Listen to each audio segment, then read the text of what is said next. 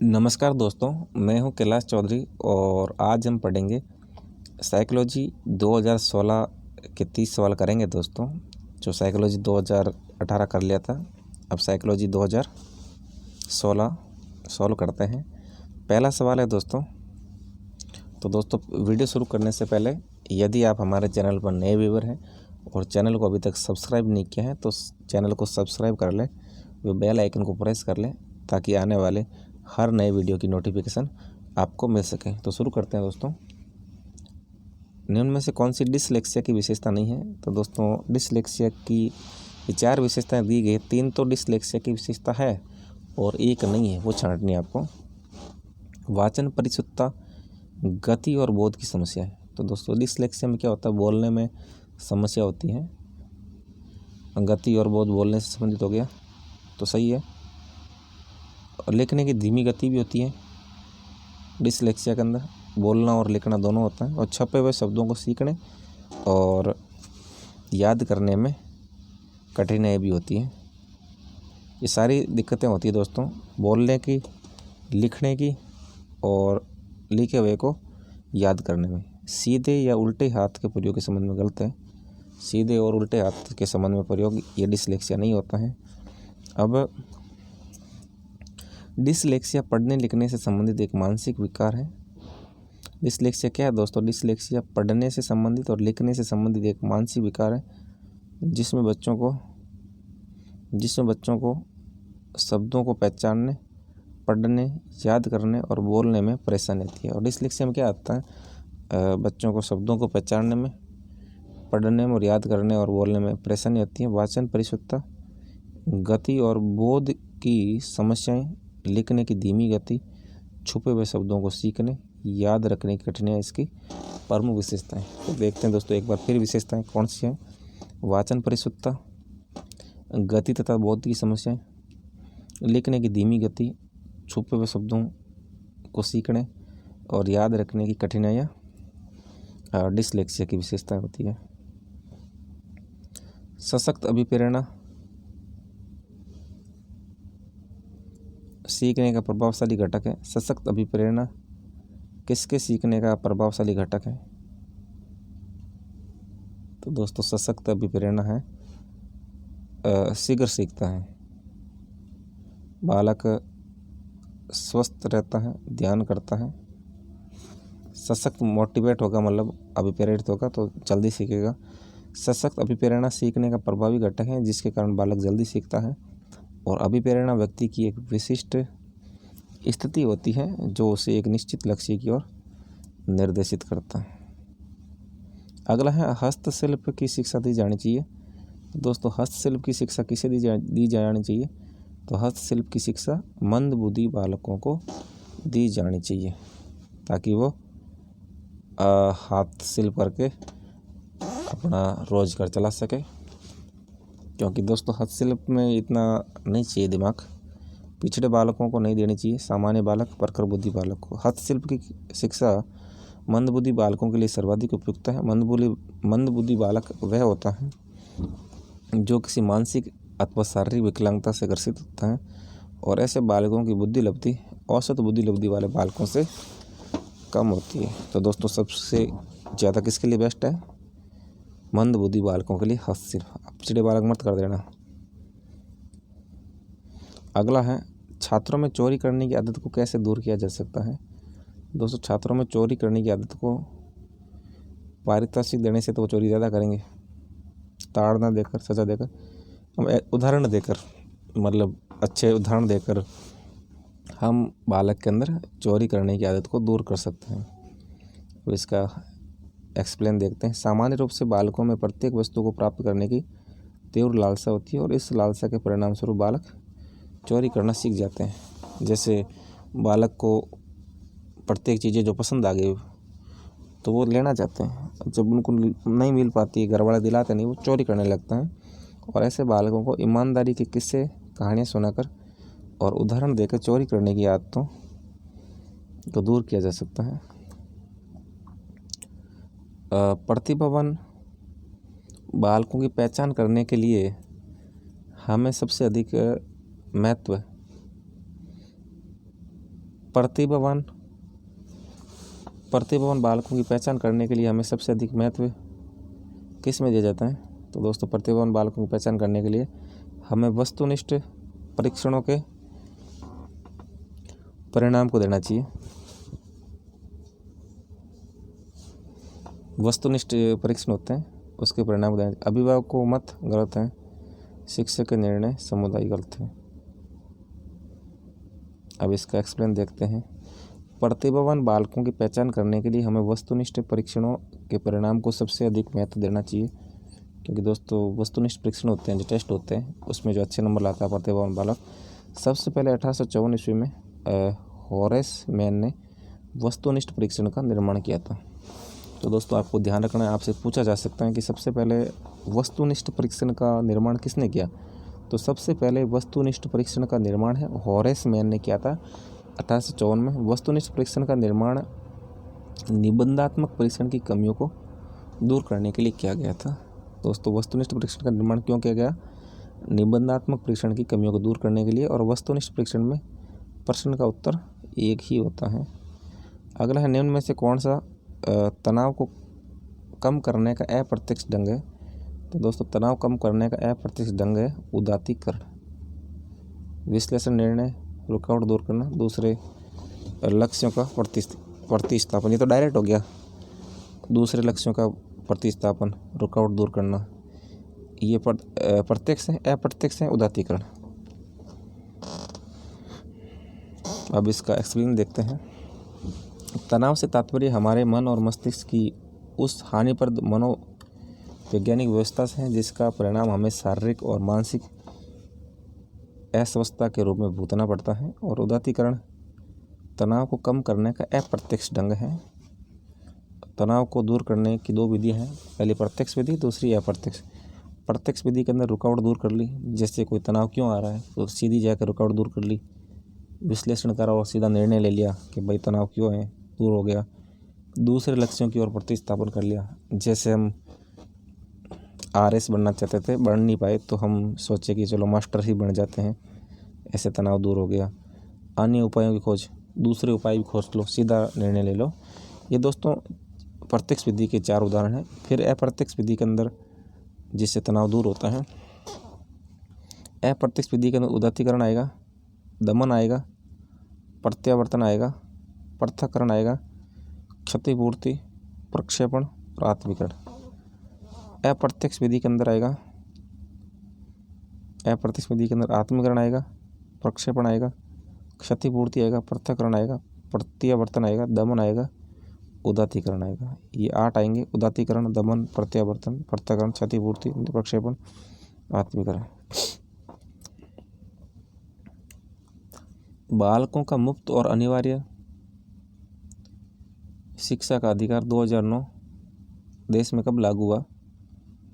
1 अप्रैल 2010 को लागू हुआ था। बालकों का मुफ्त और अनिवार्य शिक्षा का अधिकार 2009 देश में कब लागू हुआ? 1 अप्रैल 2010 को। आपको ध्यान रखना है। बालकों को मुफ्त और अनिवार्य शिक्षा का अधिकार अधिनियम 2009 1 अप्रैल 2010 से संपूर्ण देश, जम्मू कश्मीर को छोड़कर लागू हुआ। दोस्तों कब हुआ? 1 अप्रैल 2010 को पूरे देश में। इस अधिनियम द्वारा 6 से 14 वर्ष तक के बच्चों को निःशुल्क और अनिवार्य प्राथमिक शिक्षा उपलब्ध कराने का प्रावधान किया गया है। 6 से 14 वर्ष तक के बालक को निःशुल्क और अनिवार्य शिक्षा देने का प्रावधान है। NCF 2005 में कला शिक्षा को विद्यालय में जोड़ने का उद्देश्य है। तो NCF 2005 में कला शिक्षा को विद्यालय में जोड़ने का क्या उद्देश्य है? सांस्कृतिक विरासत की प्रशंसा करना, सही है। और छात्रों के व्यक्तित्व और मानसिक स्वास्थ्य विकसित करना, ये भी सही है। तो A और B दोनों सही है। कला शिक्षा को विद्यालय से जोड़ते हैं, सांस्कृतिक विरासत की प्रशंसा करना और छात्रों के व्यक्तित्व और मानसिक स्वास्थ्य को विकसित करना। अब इसका एक्सप्लेन देखते हैं। NCF 2005 में कला शिक्षा को विद्यालय से जोड़ने का मुख्य उद्देश्य सांस्कृतिक विरासत की प्रशंसा करना और छात्रों के व्यक्तित्व और मानसिक स्वास्थ्य को विकसित करना। छात्रों के व्यक्तित्व और मानसिक स्वास्थ्य को विकसित करना। राष्ट्रीय पाठ्यचर्या रूपरेखा 2005 प्रोफेसर यशपाल समिति द्वारा शिक्षा बिना बोझ के की अवधारणा को ध्यान रखते हुए तैयार की गई थी। राष्ट्रीय पाठ्यचर्या रूपरेखा दोस्तों 2005 है। प्रोफेसर यशपाल समिति द्वारा शिक्षा बिना बोझ के की अवधारणा को ध्यान में रखते हुए तैयार की गई थी। अगला है, जब बालक की परीक्षा द्वारा मापी हुई योग्यता के सही मूल्यांकन में स्थायित्व होता है तब उस परीक्षा को क्या कहते हैं दोस्तों? विश्वसनीयता कहते हैं। विश्वसनीयता में क्या होता है? बालक की परीक्षा द्वारा मापी गई योग्यता के सही मूल्यांकन में स्थायित्व होता है। वेद गलत है, सबसे उपयुक्त शब्द है विश्वसनीयता। विश्वसनीयता मूल्यांकन की एक प्रमुख विशेषता है जिसमें परीक्षा द्वारा मापी हुई योग्यता के सही मूल्यांकन में स्थायित्व होता है। मूल्यांकन की प्रमुख विशेषताएं क्या होती हैं? मूल्यांकन की विश्वसनीयता, वस्तुनिष्ठता, वैधता, व्यापकता, विभेदकारी, व्यावहारिकता और उपयुक्तता, ये मूल्यांकन की मेन विशेषताएं होती हैं दोस्तों, तो आपको ध्यान रखना है। अगला है, योगात्मक मूल्यांकन में मापन की भूमिका सब सीखी हुई कुशलताओं में निष्पादन का एक संपूर्ण अवलोकन देती है। योगात्मक मूल्यांकन में क्या होता है दोस्तों?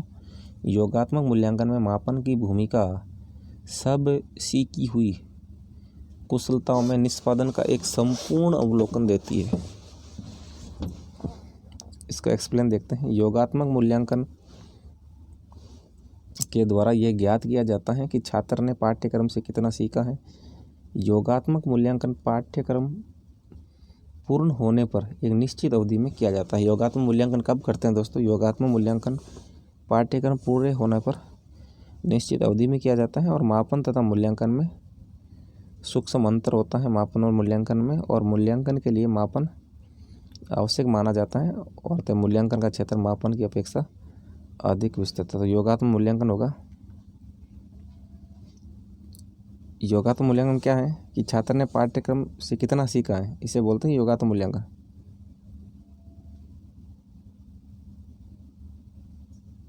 योग ज्ञान जोड़ना कितना सीखा है।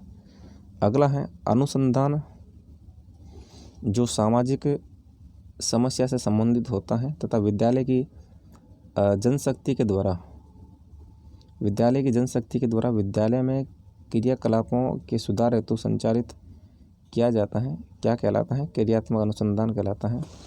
दोस्तों, क्रियात्मक अनुसंधान किसे कहते हैं? तो क्रियात्मक अनुसंधान कहते हैं, क्रियात्मक अनुसंधान है जो सामाजिक समस्या से संबंधित होता है तथा विद्यालय की जनशक्ति के द्वारा विद्यालय में क्रियाकलापों के सुधार हेतु संचालित किया जाता है, उसे कहते हैं क्रियात्मक अनुसंधान कहते हैं। अब इसका एक्सप्लेन देखते हैं।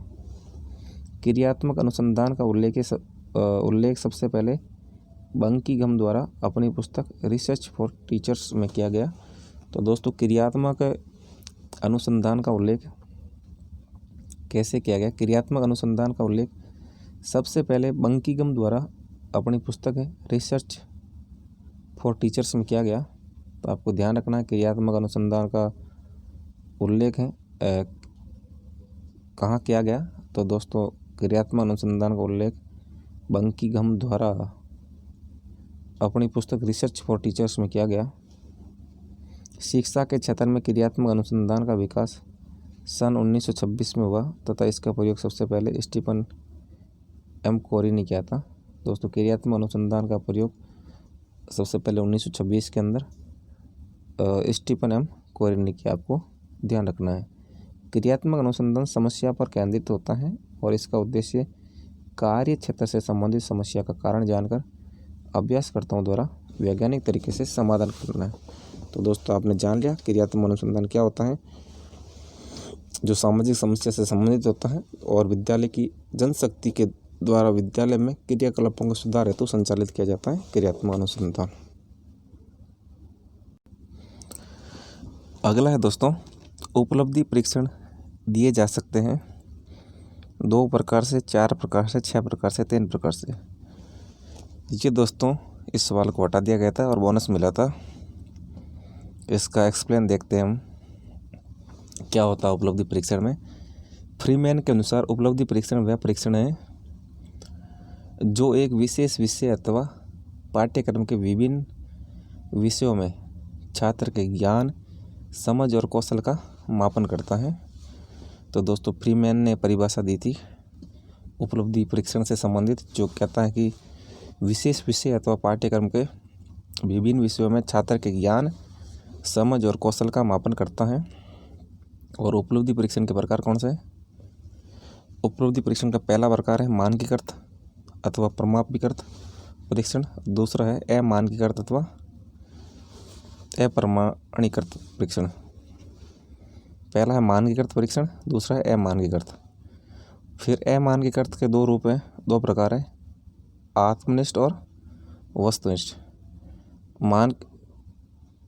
आत्मनिष्ठ, वस्तुनिष्ठ। फिर आत्मनिष्ठ के दो है, मौखिक परीक्षण, निबंधात्मक परीक्षण।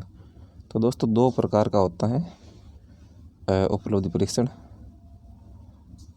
लेकिन इसमें बोनस अंक मिला है। अगला है, चालू रखना दोस्तों 1 मिनट, बस बढ़िया।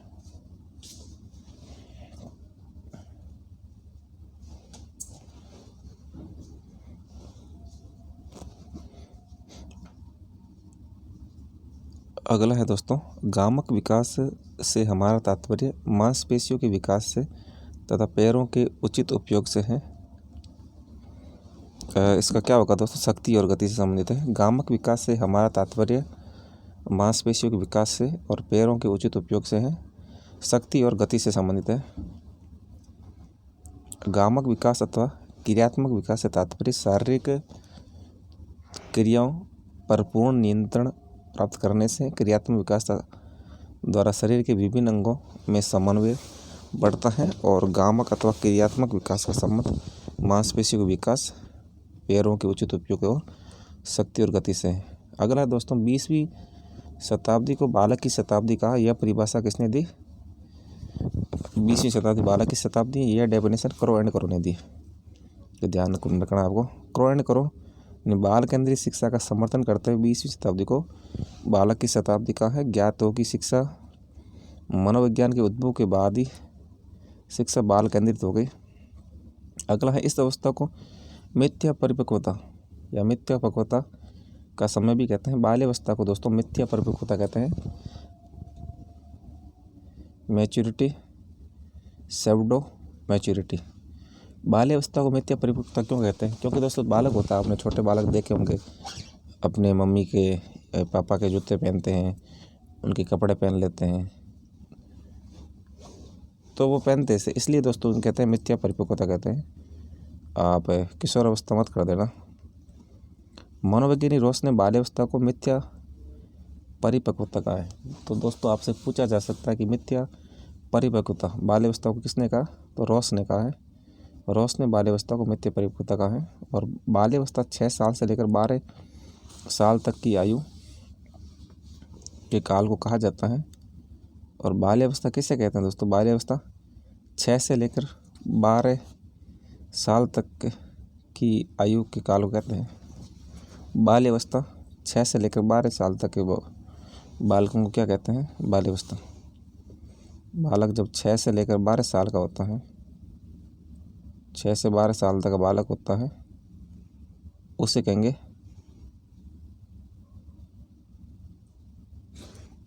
बाल्यावस्था कहेंगे। और बाल विकास के मूल रूप से 4 अवस्थाएं हैं। कौन सी है? पहली है शैशव अवस्था, जन्म से 5 से 6 साल तक का बाल्यावस्था, 7 से 12, किशोर अवस्था 12 से 18 और प्रौढ़ अवस्था 18 के बाद 60 तक होती है करीबन। मनुष्य जीवन का आरंभ मुख्यतः या मूलतः घटित होता है केवल एक कोष। मनुष्य जीवन का आरंभ होता है एक कोष में होता है। मानव जीवन का आरंभ मूल रूप से एक कोष से एक सेल में होता है। और इस कोष को क्या कहते हैं? युग्मनज कहते हैं अथवा संयुक्त कोष कहते हैं। तो आपको ध्यान रखना, आपको 2 कोष नहीं करना दोस्तों। मानव जीवन का आरंभ मूल रूप से एक कोष के रूप में होता है। और इस कोष को युग्मनज या जाइगोट अथवा संयुक्त कोष कहते हैं। ये युग्मनज जाइगोट का निर्माण अंडाणु, मात्र सूत्र अथवा मादा भाग से शुक्राणु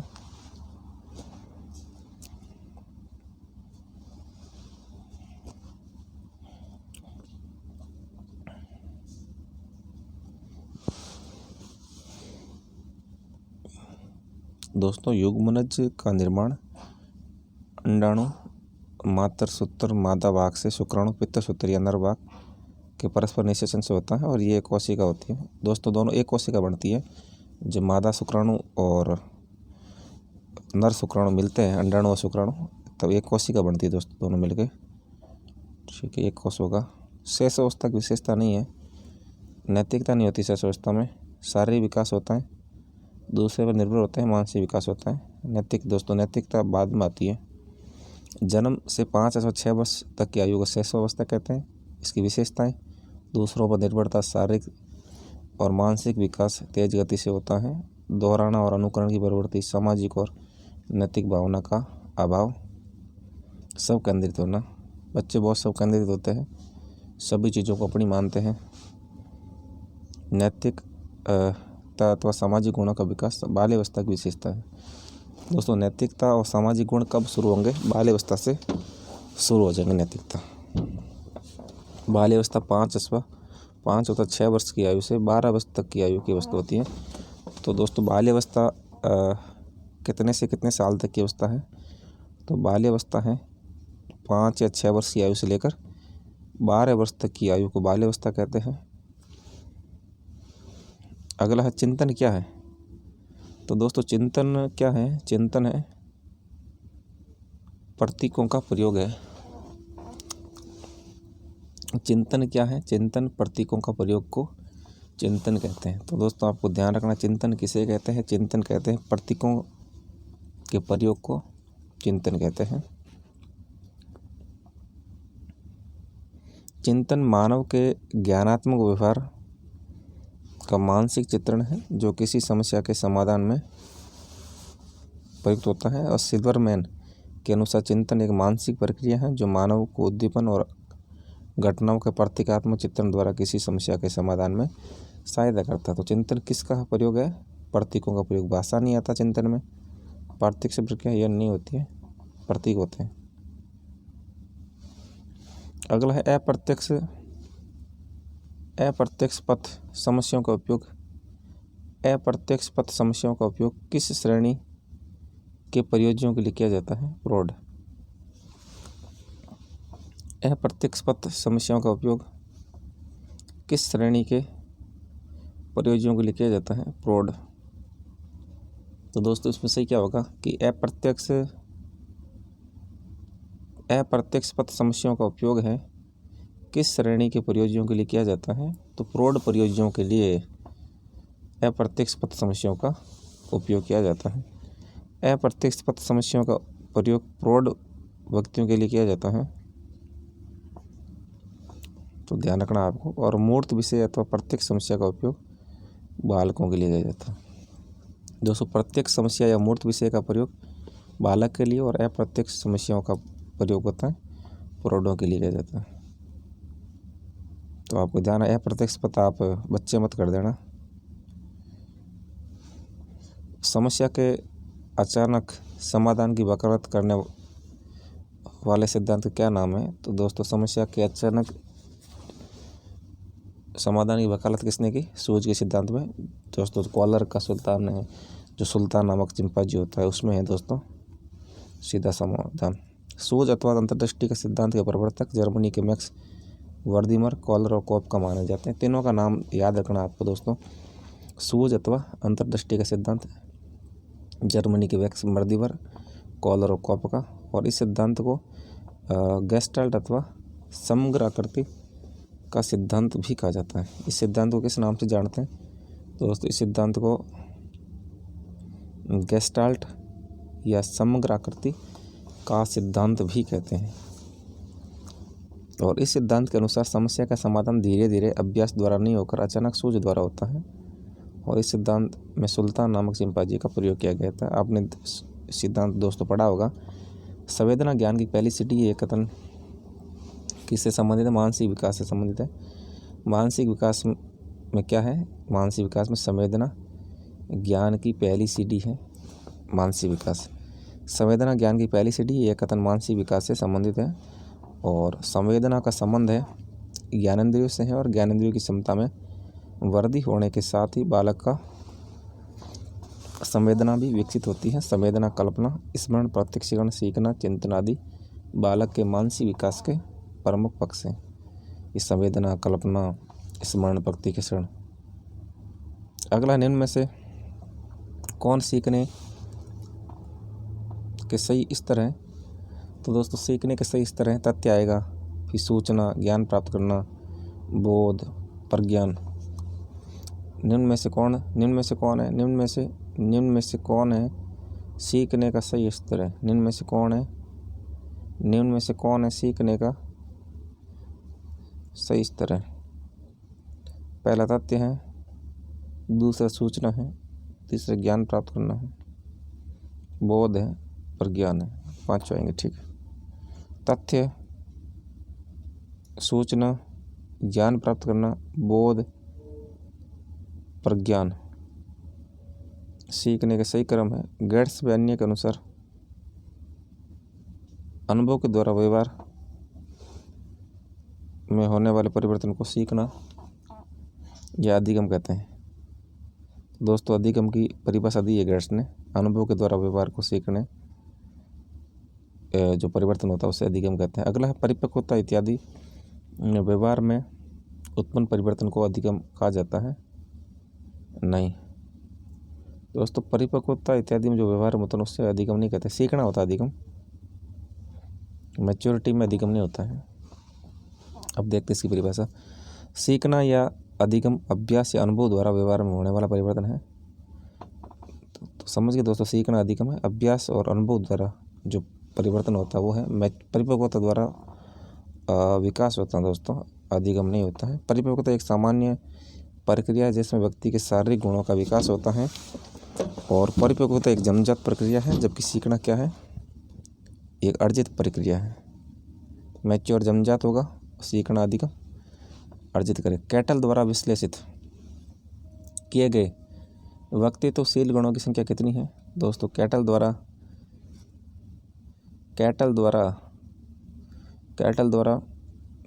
विश्लेषित किए गए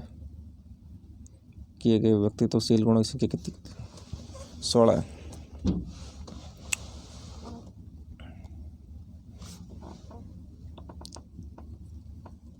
इसका एक्सप्लेन देखते हैं हम। शील गुण सिद्धांत आलपोर्ट ने, उसके बाद कैटल ने दिया। तो दोस्तों शील गुण सिद्धांत से संबंधित 2 विद्वान हैं, पहले है आलपोर्ट, उसके बाद कैटल है। कैटल ने व्यक्तित्वशील गुणों को 2 भागों में बांटा है। पहला है सतही शील गुण, दूसरे है मूल शील गुण।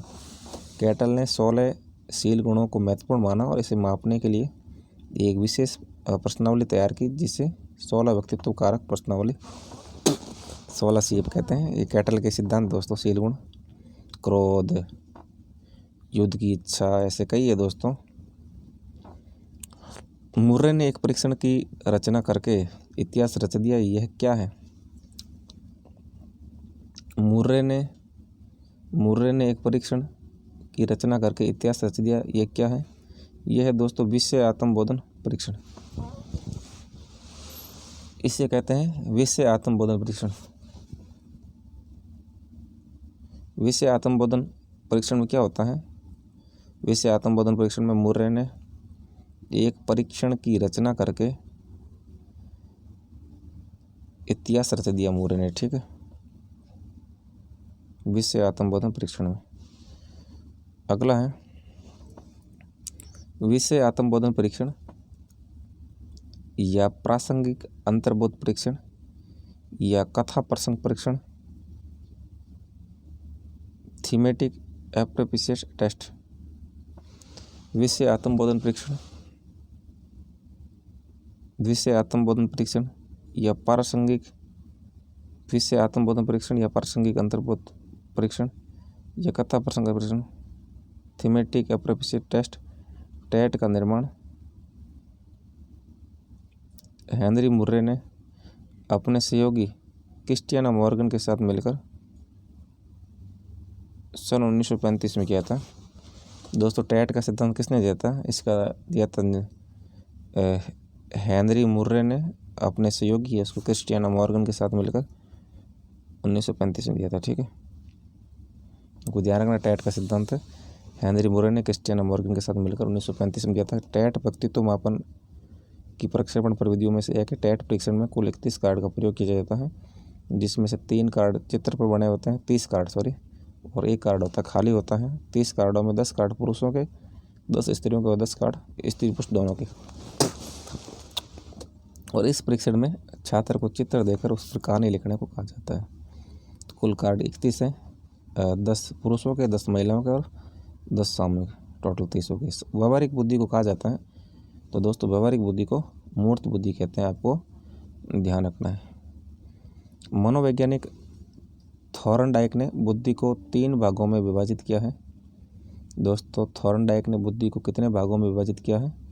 थॉर्नडाइक ने बुद्धि को 3 भागों में विभाजित किया है, मूर्त बुद्धि, अमूर्त बुद्धि और सामाजिक बुद्धि। मूर्त, अमूर्त और सामाजिक बुद्धि 3 भागों में, मूर्त, अमूर्त और सामाजिक बुद्धि 3 भागों में थॉर्नडाइक ने बुद्धि को विभाजित किया है। मूर्त बुद्धि को यांत्रिक या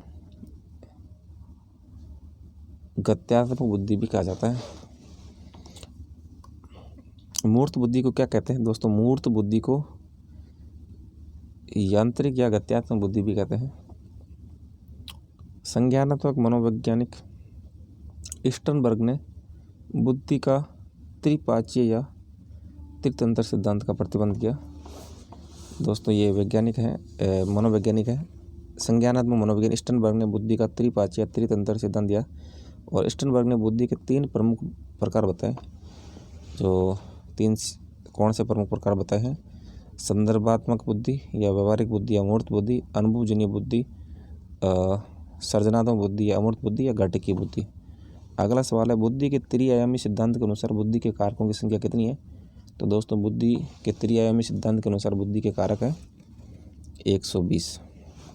बुद्धि के त्रिआयामी सिद्धांत या त्रिविमीय सिद्धांत या बुद्धि संरचना का सिद्धांत जेपी गिलफोर्ड ने दिया। त्रिआयामी सिद्धांत, त्रिविमीय सिद्धांत या बुद्धि संरचना सिद्धांत, तीनों एक ही है, जेपी गिलफोर्ड ने दिया। गिलफोर्ड के अनुसार बुद्धि के सभी तत्वों को 3 विमाओं में बांटा जा सकता है, जो निम्न है। कौन से 3 प्रकार है दोस्तों? बुद्धि के सभी तत्वों को 3 विमाओं में, इनमें है संक्रिया, विषय वस्तु और उत्पादन। गिलफोर्ड ने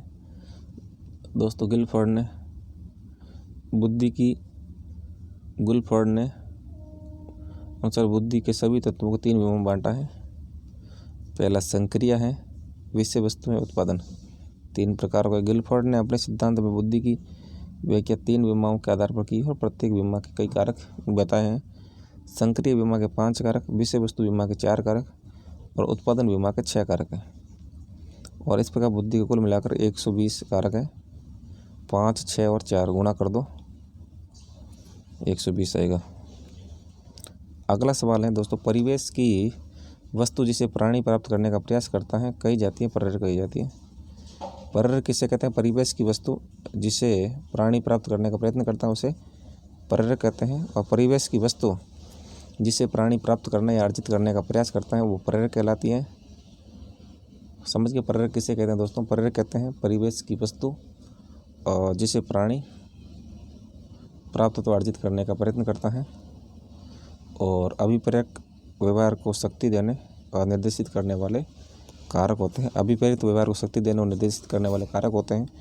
और प्रबलन एक अनुक्रिया का अनुसरण करती घटना है जो अनुक्रिया के घटित होने की प्रवृत्ति को शक्ति देती है और उद्दीपक पर्यावरण में उपस्थित ऐसा तत्व है जो व्यक्ति को प्रभावित करता है और जो प्रकट या अप्रकट अनुक्रिया को जन्म देता है। अगला सवाल है दोस्तों, व्यक्तिगत भेद में हम पाते हैं कि विचलनशीलता और प्रतिमानता। व्यक्तिगत भेद में हम क्या पाते हैं? व्यक्तिगत भेद में हम विचलनशीलता पाते हैं और प्रतिमानता दोनों पाते हैं। विचलनशील और प्रतिमानता व्यक्तिगत भेद में पाते हैं।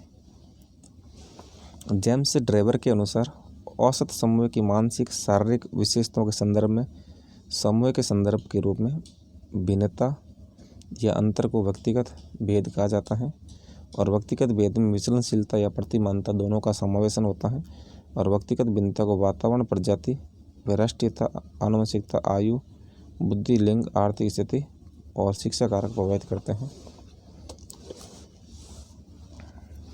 व्यक्तिगत भिन्नता को दोस्तों कौन प्रभावित कर? व्यक्तिगत भिन्नता या वातावरण, प्रजाति, राष्ट्रीयता, आनुवंशिकता, आयु, बुद्धि, लिंग, आर्थिक स्थिति या शिक्षा आदि कारक प्रभावित करते हैं। तो समझ के दोस्तों क्या आएगा? विचलनशीलता और प्रतिमानता आएंगे, व्यक्तिगत भेद में पाते हम। अंतिम सवाल है दोस्तों हमारा,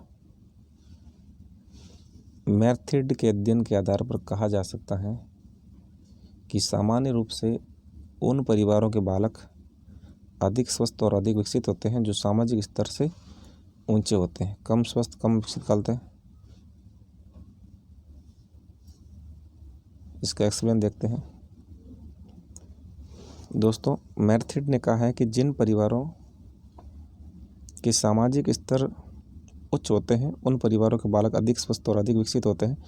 व्यक्ति एक सामाजिक प्राणी है, इसलिए उस पर समाज का अधिक प्रभाव पड़ता है। सामाजिक व्यवस्था, रहन सहन, परंपरा, उच्च पारिवारिक स्थिति, रीति रिवाज आदि बहुत से तत्व हैं जो मनुष्य के शारीरिक अथवा मानसिक विकास को प्रभावित करते हैं।